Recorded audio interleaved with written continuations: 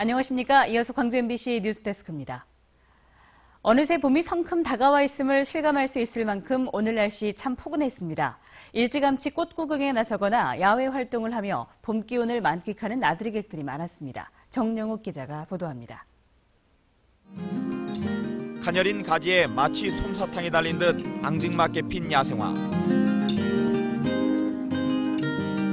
산골짜기에 눈과 얼음이 녹기 시작할 때면 피어난다는 동이나물.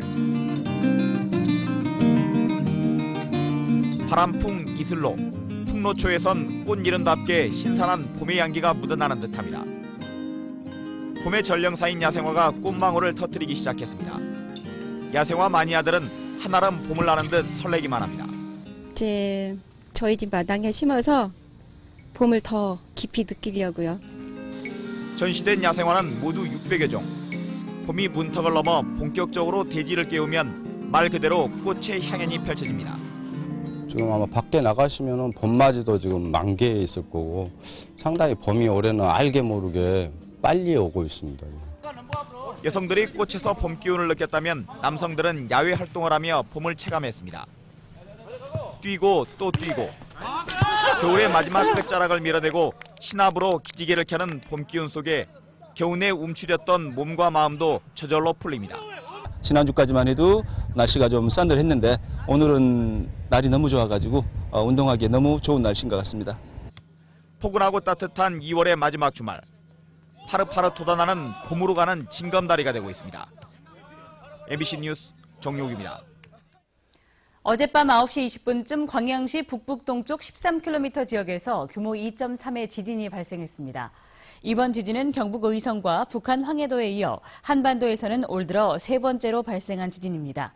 기상청은 지진 규모가 작아 피해가 없는 것으로 보고 자세한 내용을 분석 중이라고 밝혔습니다. 동절기에는 바이러스성 장염이, 하절기에는 세균성 장염이 유행하는 것으로 조사됐습니다. 광주시 보건환경연구원이 지난해 광주 지역 설사 환자의 가건물 2,100여 건을 조사한 결과 동절기인 11월부터 이듬해 4월까지는 바이러스성 장염이 56.5%, 하절기인 5월부터 9월까지는 세균성 장염이 42.5%를 차지했습니다. 확인된 병원체 중 바이러스성 병원체는 노로바이러스와 로타바이러스가 많았고 세균성 병원체는 황색 포도알균과 병원성 대장균이 많았습니다. 젊은 농업인의 꿈과 희망을 들어보는 연속보도. 오늘은 우리 농축산물 소비에 앞장서고 있는 한 기업인을 소개합니다. 로컬푸드 패밀리 레스토랑을 표방하며 주요 식재료의 대부분을 우리 땅에서 나고 자란 농축산물로 쓰고 있습니다. 조현성 기자입니다. 강진에서 생산된 쌀, 광주 광산구에서 가공한 국내산 닭고기. 여기에 돼지고기는 물론 쇠고기와 치즈까지 모두 국내산입니다. 2년 전 문을 연 이 패밀리 레스토랑은 주요 식재료의 90% 이상을 우리 농축산물로 쓰고 있습니다. 소비자와 생산자 모두를 위해 수입산 식재료들에 비해 두세 배 높은 원재료비 부담을 무릅쓰고 있습니다.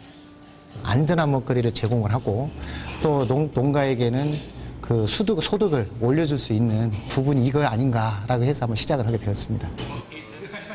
20년째 식재료 유통업에 종사하며 대형 레스토랑 운영에도 경험을 갖고 있는 김병원 씨. 올해는 전주에 2곳, 담양에 1곳 등 점포를 모두 5곳으로 늘려갈 예정입니다.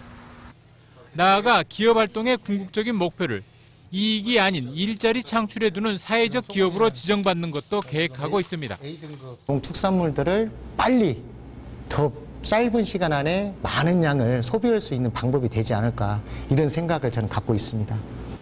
대기업, 해외 프랜차이즈 업체들에 맞서 치열한 경쟁을 해야 하는 패밀리 레스토랑 시장. 아직은 로컬푸드 식당의 가치가 잘 알려지지 않은 것 같아 아쉬운 마음도 있습니다. 하지만 지역에서 성장해 전국 프랜차이즈 업체로 키워내고 싶은 소망과 꿈을 갖고 있습니다.